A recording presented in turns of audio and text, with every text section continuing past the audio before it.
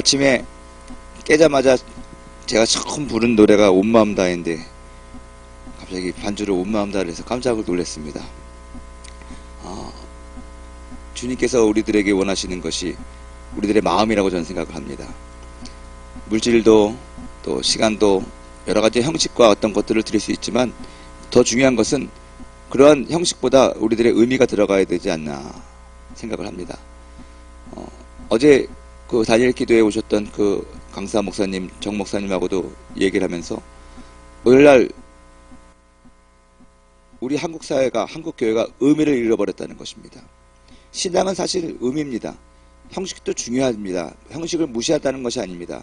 근데 형식만 있고 의미가 없어졌기 때문에 문제가 있는 것입니다. 예수님께서도 말씀하셨습니다. 회칠한 무덤 같다고 얘기했습니다. 바리새인들이 뭡니까? 의식과 형식만 남았지 그 안에는 의미가 없어진다는 것입니다. 우리들의 마음이 주님 앞에 들여지지 아니하면 곤란하다는 것이죠. 조아리 창이라고 있습니다. 이게 이 커뮤니케이션 이론에 나오는 말인데 조셉 러프라는 사람과 또 해리 일람이라는 사람이 그 둘이 같이 이제 만든 이론입니다. 우리들 가운데서 우리 마음 가운데 있는 이 네 가지의 영역을 말하는 것입니다. 조아리 창, 조와 해리의 윈도우다 해서 하는 것인데 크게 두 가지로 우리들의 마음이 나눠질 수가 있다는 것입니다. 하나는 자신이 아는 부분, 또 하나는 자신이 모르는 부분. 제 몸을 보면 가운데로 잘라서 이쪽은 내가 아는 부분이고 이쪽은 남들이 아는 부분입니다. 그리고 이것을 밑으로 자른다면 이쪽은 나도 알고 남도 아는 부분, 오픈 에리어죠. 그리고 이쪽은 나는 모르는데 남은 아는 부분입니다. 블라인드 에리어입니다. 그리고 이 밑에 쪽은 나는 아는데 남들은 모르는 히든 에리어가 있고 또 마지막으로 나도 모르고 남도 모르는 언노운 에리어가 있다는 것이죠. 크게 우리 인간의 마음은 이렇게 네 가지의 창으로 나눠서 볼 수 있다는 것이 이 조아리 창에서 말하는 이론입니다. 이것을 왜 말씀하냐면 우리들은 누구나 다 공개적인 에리어를 가지고 있습니다. 오픈 에리어를 가지고 있습니다. 나도 알고 남도 압니다. 제가 여러분 말이 많다는 것은 나도 알고 여러분도 압니다. 제가 얼굴이 좀 잘생겼다는 것은 나도 알고 여러분도 압니다. 이 공개적인 에리어죠. 사람들은 이것을 늘 사람들한테 보이고 살아갑니다. 만일에 누군가 여러분들에게 칭찬을 한다라고 했을 때 나도 알고 남도 아는 이 부분에 대해서 이 공개적인 오픈 에리어에 대해서 칭찬을 하면 그건 뭡니까? 아부입니다. 별 감동을 못 받습니다. 그래서 여러분들이 나한테 뭐 나도 알고 남도 아는 그 부분에 대해서 막 얘기를 하면은 그래 별 감동이 없습니다. 그리고 속으로 얘기합니다. 아부쟁이 같은 이라고 뭐 이렇게 얘기할 수도 있다는 것이죠. 그런데 또 히든 에리어가 있어요. 이것은 나는 아는데 남은 모르는 것입니다. 여러분 내 자신에 대해서 밝히지 않는 부분이 있습니다. 이 투명하다라고 얘기할 때는요. 이 히든 에리어를 많이 말하는 사람들을 투명한 사람이라고 얘기합니다. 저보고 많은 사람들이 그래요. 변 목사님 좋은 것은요. 솔직하고 투명하게 보인다고 그러기 때문에 좋아한다고 얘기를 해요. 무슨 말씀이냐면 나는 알고 있는 내 모습을 사람들은 굳이 알지 못하는데 내가 얘기를 하는 것이거든요. 그러니까 목사님 참 투명하다. 뭐 그런 얘기를 한다는 것입니다. 예를 들어가지고 나 이빨 잘 안 닦아요. 그런 예를 들면 예예요 예. 그러면 갑자기 막 설교할 때 여러분들이 저 겉모습을 볼 때는 목사님 참 깔끔하고 그런 거가 세련되게 보였어. 근데 갑자기 설교하다가 나 이빨 닦는 것 같다가 참 힘들어합니다 라고 하면 막 그래요. 제가 여기 청년국에 와가지고 나도 모르게 고백을 했더니 사람들이 은혜를 받았는데 저희 가족은 상당히 그것 때문에 걱정을 한 것이 있습니다. 그게 뭐냐면 내가 책을 안 읽는다는 것을 밝힌 것입니다.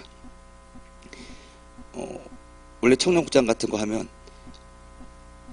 제 전임도 그랬고 전점님도 그랬고 하영들 목사님 빼고 나머지 사람들은 아주 책을 매일 읽고 했는데, 나도 이제 책을 갖다가 이제 해야 되는데, 여러분들이 저를 보기에는 변 목사님은 공부도 좀 한 것 같고 말하면 똑똑한 것 같고 그래가지고 막 다독하고 막 책을 막 읽고 맨날 책만 가지고 다니는 사람 같이 이렇게 보는 사람이 간혹 있어요. 100명에 1명. 근데 갑자기 그들 앞에서 나도 책 읽는 거 너무 힘들어합니다.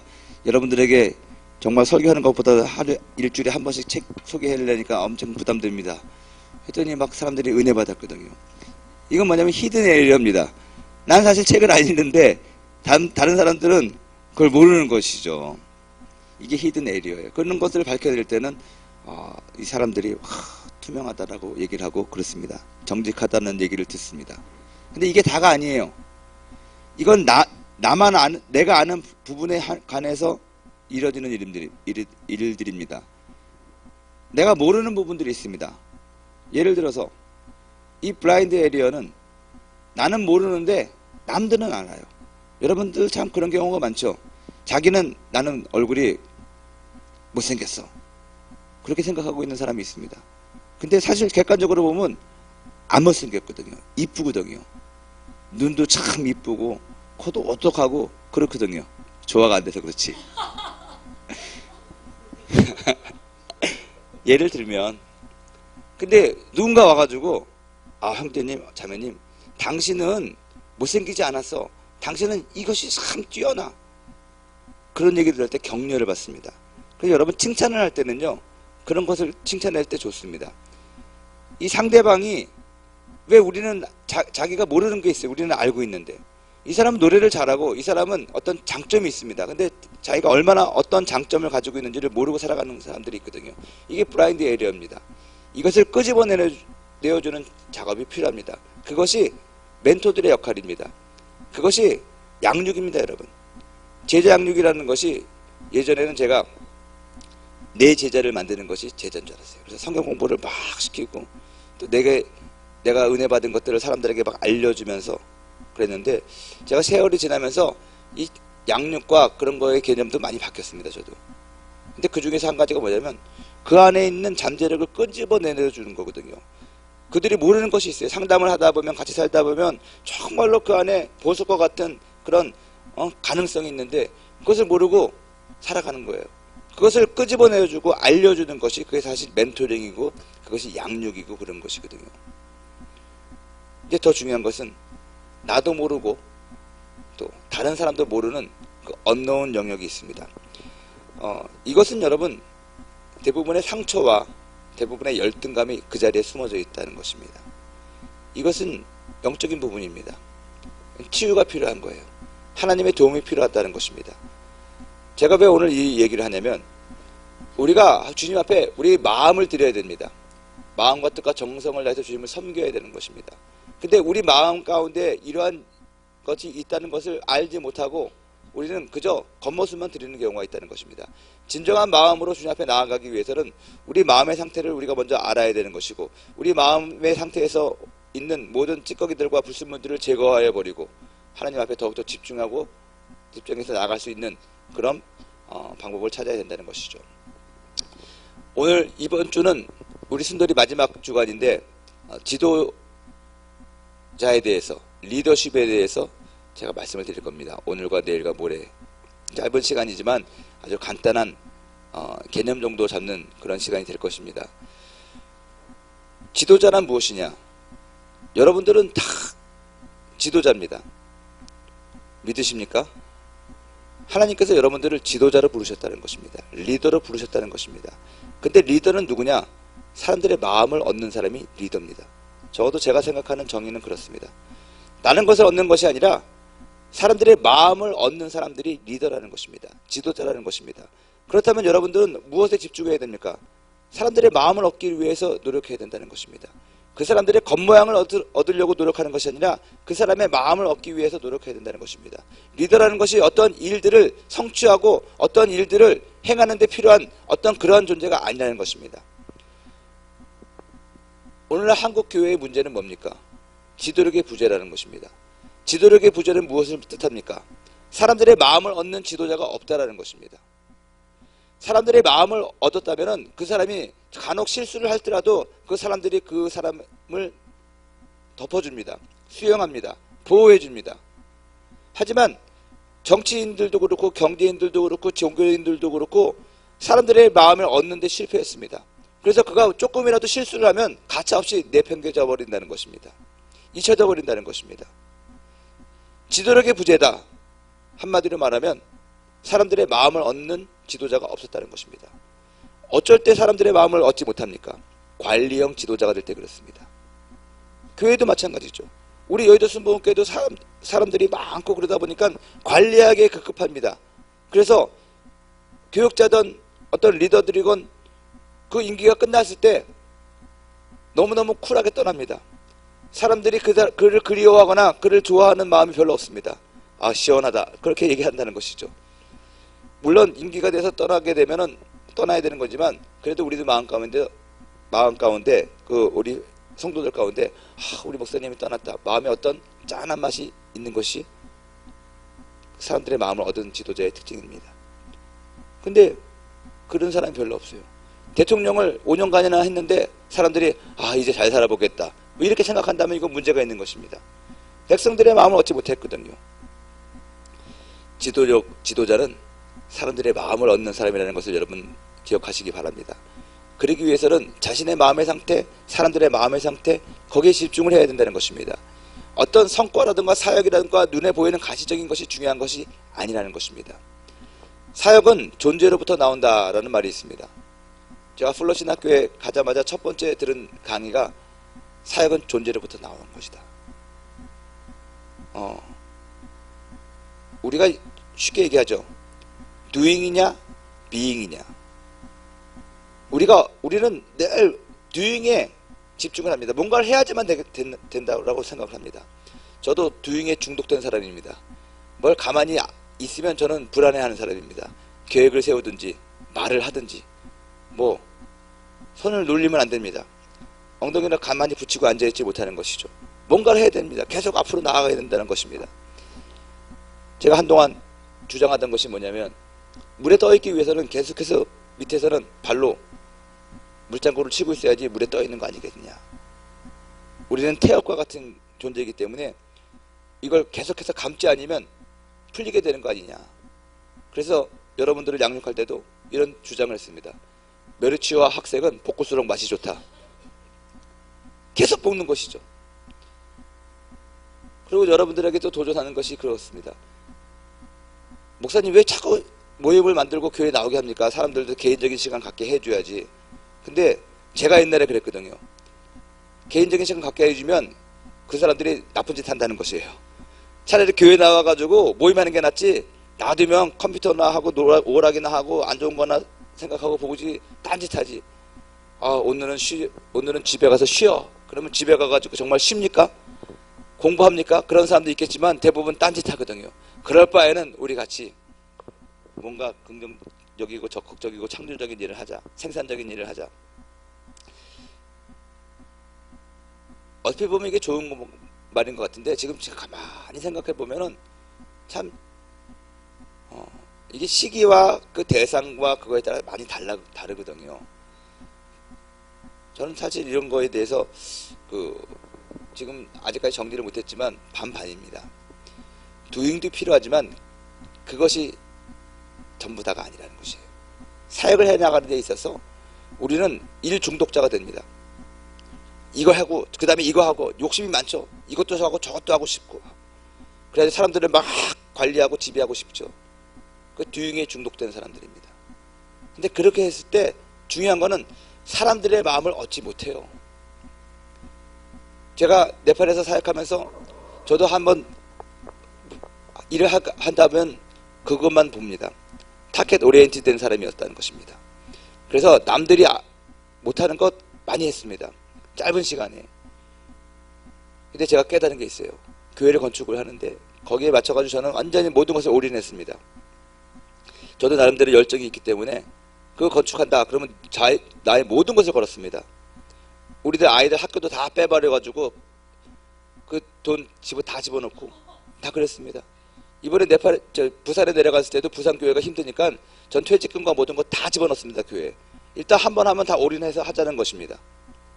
그래가지고 그것을 막 하고 잠도 안 자고 했습니다. 그래서 지금도 유행하는 말이 존다에는 주무시지도 졸지도 않는다는 것이죠. 중요한 거는요, 그렇게 해가지고 건물이 세워지고 사역이 잘 됐습니다. 근데 사람들을 잃었어요.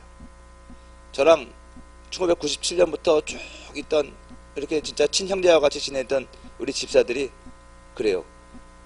저에게 질려가지고 존다이가 원하는 그 교회 건물 다 지어주겠다. 지어주면 나는 교회 떠나겠다는 거예요. 건물은 없고 사람들은 잃는 거예요.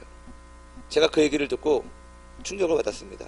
제가 네팔에 떠나는 것은 유학 가기 위해서 떠난 것도 있고 그 현지 교회가 자릿돼서 그런 것도 있지만 우리 성도들에게 내가 상처를 줬고 내가 거기서 그것을 잡고 있으면 우리 성도들을 잃어버리는 것 같아서 제가 떠난 것입니다.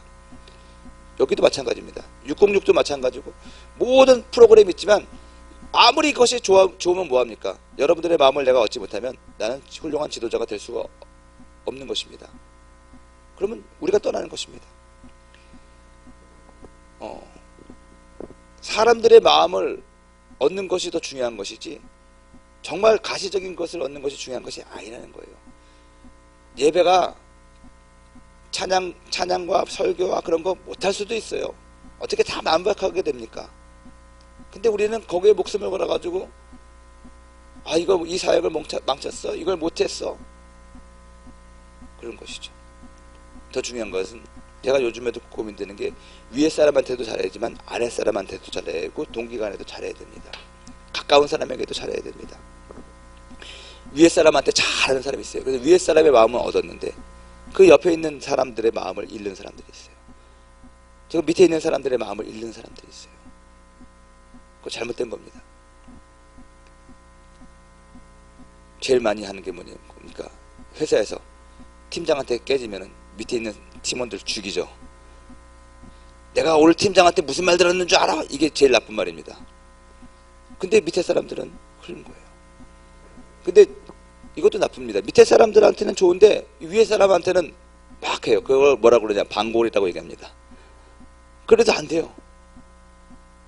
제가 이 사역하면서도 갈등하는 것이 우리 지금 보니까 내가 우리 액팅 멤버들의 마음은 좀 얻은 것 같아요. 근데 장로님들의 마음은 좀 못 얻는 것 같아요. 그것도 다 잘못된 겁니다. 그들에게도 잘해야 돼요. 이러한 균형성이 있어야 됩니다. doing이 아니라 being이라는 거예요. 존재예요. 하나님 앞에서 내가 어떠한 인격을 가지고 어떠한 삶의 모습으로 살아가고 있느냐, 그것이 결국에 사역의 어떤 열매가 나타나는 것이거든요. 기도 많이 하는 것 좋습니다. 근데 기도는 많이 하는데 무례해요. 제가 여러분에게 한번 얘기한 적 있죠. 막 우리 성령 대망회를 하는데 나 대교구에 있을 때 막 기도원에서 성령 대망회를 하는데 예배 전에 제가 기도를 하고 있었습니다. 근데 제가 대교구장인데 그분이 되게 제가 어려 보여서 그런지 이 배지도 안 달고 다녀서 명찰을 안 달고 있어서 그런지 대교구장인지 몰랐나 봐요. 갑자기 막 밀치고 나오더니 내 앞에 있는 생수병을 발로 탁 쳐가지고 나한테 다 쏟아버렸어요. 근데 쏟았으면 주워두든지 미안하든지 그런 말 해야 될 거 아니에요. 한번 실금 쳐다보더니 그 큰 엉덩이를 내 앞에 갖다 대고 할렐루야 하고 막 기도만 하고 있어. 이거는 아니죠. 기본이 안 된 겁니다. 근데 오늘날 수많은 사람들이 기본이 안 된 사람들이 너무 많아요. 존재적인 기본이 안 됐으면서 무슨 일을 합니까? 크리스천이라고 얘기하면서 기도 많이 하고 성령 충만하다고 하면서 이 실제적으로는 생활에 나와 있어서는 사람들에게 상처와 더 그것을 많이 준다는 것입니다. 존재적인 면에서 문제가 있는 것입니다. 근데 진짜 사역의 능력은 존재로부터 나오는 것입니다. 설교만 잘한다고 좋은 목사가 아니에요. 절대로. 그의 인격이, 그의 성품이, 그의 삶이 온전하지 않으면 안 된다는 것입니다. 말과 설교하는 설교와 행동이 일치가 되어야 된다는 것입니다. 여러분들도 마찬가지입니다. 여러분들이 믿는 그 신앙의 고백과 여러분들의 삶의 모습이 같아야 된다는 것입니다. 그게 존재입니다. 거기서부터 능력이 나온다는 것입니다. 더 중요한 것은 하나님 앞에서 내가 어떠한 존재로 살아가느냐, 그것이 매우 중요한 것이죠. 지도자는 그러한 존재의 감을 가지고 살아가야지만이 사람들의 마음을 얻을 수가 있는 것이고 영향력을 줄 수가 있다라는 것입니다. 오늘 성경은 뭐라고 말합니까? 슬기로운 자는 재앙을 보면 숨어 피하여도 어리석은 자는 지나가다 해를 받느니라. 겸손과 야훼를 경외함의 보상은 재물과 영광과 생명이니라. 점점점 쭉 해가지고 나오는데 크게 네 가지를 얘기합니다. 슬기로운 자에 대해서 얘기하고요. 또 겸손에 대해서 얘기를 하고요. 야훼를 경외하는 것에 대해서 얘기를 하고요. 본질을 아는 것에 대해서 얘기를 합니다. 이 네 가지 사항은 누구를 지칭하는 것입니까? 지도자를 말하는 것입니다. 지도자는 어떤 사람이 지도자고 지도자가 가져야 될 성품과 지도자가 가져야 될 덕목이 어떤 것이냐? 슬기로워야 되는 것이고 겸손해야 되는 것이고 하나님을 경외해야 되는 것이고 본질에 대해서 분명히 깨달을 수 있는 통찰력이 있어야 된다는 것입니다. 이러한 네 가지 요소들이 여러분들에게 있기를 주님의 이름으로 축원드립니다. 이런 사람이 바로 지도자라는 것입니다.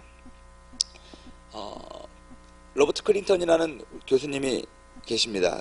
그 플로에서 리더십을 강의하는 아주 그 분이신데 그분이 이 지도자란 특별히 크리스찬 지도자란 이러한 사람이다라고 얘기를 한 것이 있습니다.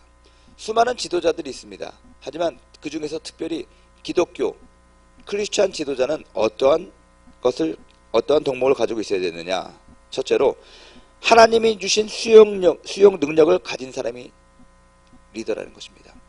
하나님이 주신 수용 능력. 지도자는요, 앞에 나가서 나를 따르라 하고 가는 것도 지도자지만 포용할 줄 알아야 된다는 거예요. 캐파시티가 넓어야 된다는 거예요. 하나님이 주신 캐파시티를 갖고 있어야 된다는 거예요. 수용 능력이요. 마음이 바다와 같이 넓어야 된다는 것이죠. 여러분들은 어느 선까지 수용 능력을 가질 수 있습니까?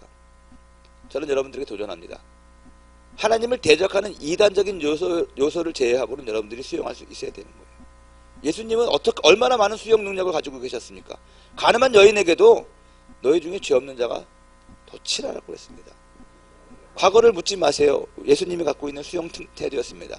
이전 것은 지나갔으니 보라 새 것이 되었도다. 아무리 살인한 자여 강도라도 주님께서는 그를 받아주었다는 것입니다. 지금 네가 나를 믿고 고백하면 너의 영혼이 낙원에 있다. 주님은 십자가상 위에서도 돌아가시기 전까지도 그 강도를 수용하셨다는 것입니다. 여러분, 하나님이 주신 수용 능력을 가지고 있는 자가 지도자입니다. 속이 밴드가 속아지만 해가지고 지도자가 될 수가 없다는 거예요. 지금도 저도 아직 멀었지만 옛날에는 한 가지 일에 꽂히면 그것을 막 해야 되기 때문에 저는 내가 가는 앞길을 방해하는 모든 사람은 나의 적이었습니다. 수용하지 않았죠. 나는 오늘 이것만 생각할 거야. 여기에 반대되는 사람은 난 다 적이야. 그래서 부서 간에도 협조도 안 하고 다른 팀하고도 협조도 안 하고 제가 월드미션 할 때는 상당히 경쟁적으로 했던 것 같아요. 그래가지고 기억납니다. 지금 그 사람들이 다 지금 선교사가 되고 목사가 되어 있는데 기도를 확 합니다. 제2교육관 6층 7층에서 많이 했는데 기도 모임을 막 하는데 이제 어느 정도 기도했다라고 딱 끝나려고 하는데 옆에서 필리핀 팀이 아직도 기도 소리가 들려. 그러면 더 하는 거지. 안 되는 거죠. 저 사람보다는 더 해야 되는데 막 기도하고 나오는데 갑자기 2층에서 일본 팀이 갑자기 아직도 모임을 하고 있어. 그러면 다시 모여. 다시 올라가.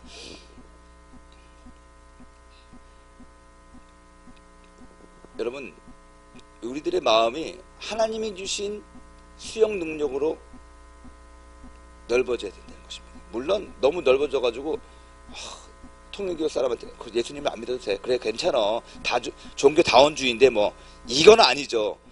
그런 거는 수용할 수 없지만 정말 구원에 관계되는 일이 아니라면 우리가 수용할 수 있어야 돼요. 품어줄 수 있어야 돼요. 너는 죄인이니까 교회 오면 안 돼. 그러면 안 되는 것이죠. 너는 이걸 못했으니까 안 돼.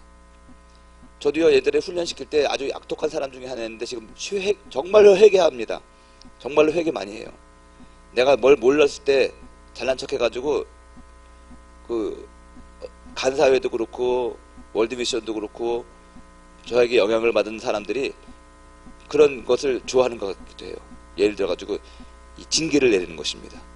모임 안 나왔어? 2번 안 나왔어? 신발 벗고 돌아 막 돌고. 옛날에 간사 훈련할 때 우리 월드미션 팀장들 할 때 그랬거든요. 지각하고 그러면은 신발 벗고 이 여의도 주위를 막 돌면서 복창시켰습니다. 다시는 안 그러겠습니다. 다시는 안 그러겠습니다. 지금 생각해보면요, 진짜 벽돌로 가슴을 치고 회개합니다. 이거 절대로 그래서는 안 돼요. 여기 여러분들은 다 지도자가 될 사람들입니다. 절대로 사람들의 마음을 상처 주면서 사람들 양육하지 마세요. 그거는 하나님이 기뻐하는 일이 절대로 아닙니다. 들이 쪼은다고 일이 되는 게 아니에요. 수용하시고 받아주시고 그래야지 사람들의 마음을 얻습니다. 두 번째는 다른 사람에 대해서 책임감을 가진 자가 기독교 크리스찬 리더입니다. 나에 대한, 내가 한 일에 대한 책임감만 갖는 것이 아니라 다른 사람이 한 일에 대해서도 책임감을 가져야 돼요. 여러분, 우리 대학 청년국에서 지금 606도 진행하고 월드미션 IK도 진행하는데 거기서 불미스러운 일이 생기면 그건 제 책임입니다. 제가 밝혀줍니다. 저 전도사가 잘못했는데요, 저 팀장이 잘못했는데요. 아니에요. 그건 제 책임입니다. 여러분들도 그런 책임감을 가져야 됩니다. 여러분들은 리더잖아요. 그러면 여러분들이 구역원들, 여러분들의 팀원들, 그의 실수와 그의 넘어짐은 여러분들의 책임이라는 거예요. 그런데 여러분들이 그것을 해결해 주려고 노력해야 된다는 것입니다. 강 건너 불 보듯 해서는 안 된다는 것입니다. 다른 사람이 가지고 있는 그 실수와 그거에 대해서도 책임감을 가지고 살아가야 된다는 거예요. 우리 교회는 우리 교회가 한 일에 대한 책임감만 갖는 것이 아니라 이 세상이 무너져가고 있는 것에 대한 책임감을 가지고 그들을 중보하고 그들을 돕고 살아가야 된다는 것입니다. 굶주려 죽고 있는 자들을 외면해서는 안 된다는 것입니다. 그들의 필요에 대해서도 우리가 책임감을 가지고 나눠줘야 된다는 것입니다. 우리가 606 대회 때 방글라데시 급식 사업을 추진하는 것은 무엇입니까?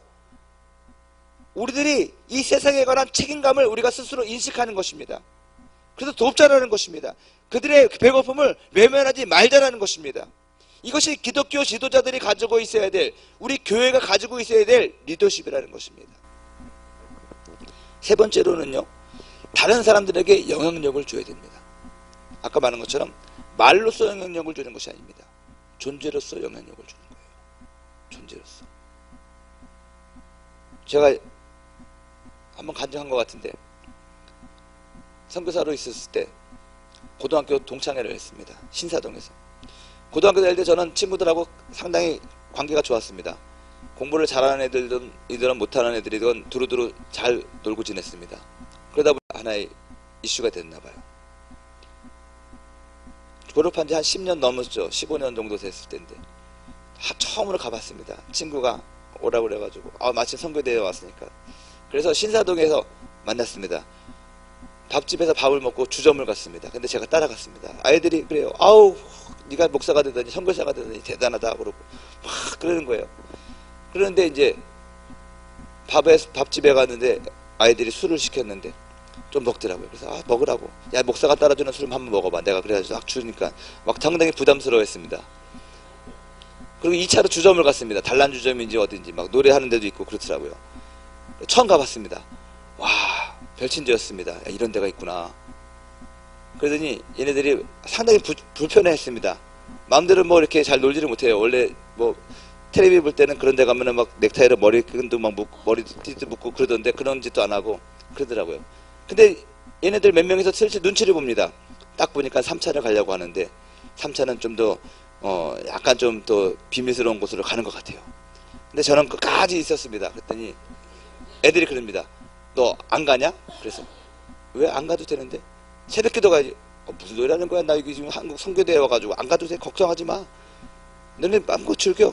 나 끝까지 갈 거야. 그랬더니 어딜 끝까지 가? 그랬더니 너네 가는데 따라갈 거야. 야, 목사가 이런데 어떻게 와보냐? 너네들 때문에 한번 와보는 거지. 나 안 간다. 오늘 끝까지 간다. 그리고 너네들 이렇게 술 먹고 그러면 대리 불릴 필요 없어. 내가 다 운전해 줄게. 괜찮아. 나는 콜라만 먹었으니까 괜찮다고. 그런데 얘네들이 분명히 눈치로는 분명히 이상한 데를 가는데 그날 내 눈치를 보더니 그냥 집에 가자 그래가지고 정말 일찍 헤어져 버렸어요. 12시쯤에. 그래가지고 기대를 잔뜩 하고 있었는데 근데 그 다음날 제 친구한테 전화가 왔어요. 그래서 변 목사, 내가 말할 게 있는데 어저께 참 너 고마웠다. 너 때문에 죄 덜 지었다. 그러는 거예요. 그래서 그게 무슨 소리야? 그랬더니 아니 원래 우리들 모이면 그날 집에 거의 안 들어가는데 그리고 막 이렇게 되는데 그래도 너 때문에 아이들이 술도 적게 먹고 그 나쁜 짓도 안 하고 얘 친구가 목사라서 그런지 아무튼 너 때문에 죄 덜 져가지고 내가 또 집에 일찍 들어가고 그랬다는 거예요. 그리고 고백할 게 있는데 나 사실 제2성전 다녀. 그러는 거예요. 난 너 알고 있었어. 왜 얘기를 안 했어? 그랬더니 어떻게 그러냐. 그랬더니 그 친구가 지금 안수 집사인데요. 그 이후로 완전히 변화받아가지고 얼마나 열심히 지금 신앙생활하고 술, 담배 다 끊고 신실한 사람이 되었다는 것입니다. 여러분, 사실 이게 영향력이에요. 어떤 한 사람이 있음으로 말미암아 그 사람에게 영향력을 주는 것이죠. 지도자는 뭡니까? 영향력을 줘야 되는데 어떤 영향력을 줘야 되냐? 선한 영향력을 줘야 돼요. 그 사람 때문에 막 분위기가 막 살벌해지고 막 놀고 있는데 갑자기 어떤 사람이 딱 들어왔는데 얼음같이 차가워져요. 그거는 어떤 영향력입니까? 그거는 공포의 영향력이잖아요. 여러분, 공포의 영향력보다 부드러운 영향력을 줘야 돼요. 근데 지위가 주는 영향력이 있어요. 제가 국장이 돼가지고 제일 먼저 깨려고 했던 게 뭐냐면, 우리들은 상당히 이 수직적인 관계 속에서 살기 때문에 어떤 국장님이다, 기관장님이다 그러면 무서워해요. 두려워해요. 그래가지고 여러분들이 막 갑자기 예를 너무 잘 차리고 막 그러다 보니까는 썰렁해져요. 이게 이제 좋을 수도 있지만 이것이 관행되었던 어떤 그런 형식과 그런 권위주의적인 것으로 인해서 나온 영향력이라면 그건 좋지 않은 것이거든요. 그래서 웬만하면 그것을 깨려고 한다는 것입니다. 넥타이도 풀고 아마 망가져 보는 것입니다. 그들과 같이 살아가게 본다는 것입니다. 여러분들이 그런 것이 좀 필요하다는 거예요. 프란시스 5분만 더 할게요. 오늘은 좀 그래도 이번 주 마지막이니까. 리더십에 대해서 얘기하려면 원래 할 말이 좀 많아요. 5분만 더 하겠습니다. 프란시스의 그 아사시라는 그 도시에 살았던 프란시스 성자의 그 유명한 일화가 있잖아요. 제자들과 같이 금식을 하는데 어떤 제자가 너무너무 배가 고파가지고 금식을 깬 거예요. 그런데 다른 제자들이 그 제자를 욕했습니다. 그리고 선생님한테 와가지고 그 프란시스한테 아니 이 사람이 금식하는 걸 깼습니다. 어떻게 할까요? 그 수도원 생활할 때는 상당히 규율이 엄했거든요. 그 순간 프란시스가 뭐라고 그랬느냐, 갑자기 그 옆에 있는 사과를 탁 집더니 사과를 막 아기같이 먹기 시작하더니 배고파 죽는 줄 알았는데 쟤 때문에 나도 이렇게 먹을 수 있어서 너무 감사하다. 오늘부터 금식 끝 하지마, 밥 먹자. 그래가지고 금식을 다 깨버렸다는 것입니다. 이 한 사람의 제자를 두둔하기 위해서 프란시스가 자기 스스로 망가져버린 것이죠. 금식을 깬 것이죠. 이게 영향력입니다. 그것 때문에 그 수도원 자체가 그 세상 가운데 더 많은 것을 오픈하고 그 사람들의 마음을 얻을 수가 있었다는 것입니다. 그 제자들이 그러한 정신으로 가서 사람들을 섬겼다는 것입니다. 여러분, 종교인이 되면 안 되는 거예요. 그럼 바리새인이 되는 것입니다. 여러분들이 존재가 사람들에게 선한 영향력을 끼칠 수 있도록 여러분들이 생각하고 살아가야 된다는 것입니다. 마지막으로 여러분, 제일 중요한 것입니다. 크리스천 리더라는 사람들은 누구냐? 하나님의 뜻을 아는 자가 크리스천 리더라는 거예요. 다른 어떤 것보다도 하나님의 뜻을 아는 자. 이상준 목사가 설교했던 것 같은데, 모세가 왜 훌륭한 리더입니까? 모세는 말도 어눌하고 그랬던 사람이었다는 것입니다. 우울줄의 사람이었다는 것입니다. 아론이 훨씬 더 말도 잘하고 훨씬 리더같이 보였습니다. 훨씬 더 지도자같이 보였습니다. 지도력이 뛰어난 것 같이 보였습니다. 근데 하나님께서 세운 탑 리더는 모세였습니다. 이스라엘 백성들은 모세를 무시하지 않았습니다. 무시할 수 없었습니다. 왜 그랬습니까? 하나님의 음성을 누구보다도 정확하게 듣는 사람이 모세였기 때문에 그래요. 아론은 모세로부터 듣고 그것을 말하는 거에 불과했지 하나님의 뜻을 온전히 알지 못했다는 것입니다. 여러분, 말 잘하는 사람이 리더가 아니라 큰 소리 치는 사람이 리더가 아닙니다. 크리스천 리더라는 것은 제일 중요한 것, 하나님의 뜻을 알아야 된다는 것입니다.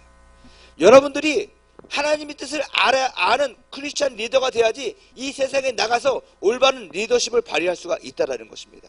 그래서 지금 이 시간에도 이 교회에서도 하나님의 뜻을 알기 위하여 여러분들이 기도하고 말씀 공부를 하고 사역을 하면서 하나님을 경험하는 것입니다.